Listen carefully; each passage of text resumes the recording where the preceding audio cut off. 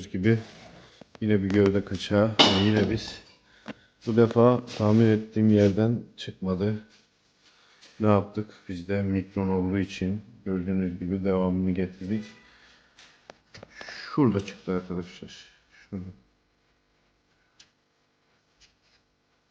Yine Vestel bir buzdolabı. Çok küçük bir kaçak. 20 bar havada bu kadar veriyor. Bu mikron demek. Yani bunu steteskop falanla bulamazsınız arkadaşlar. Bazı arkadaşlar sormuş. Çok zor. You should let me love you.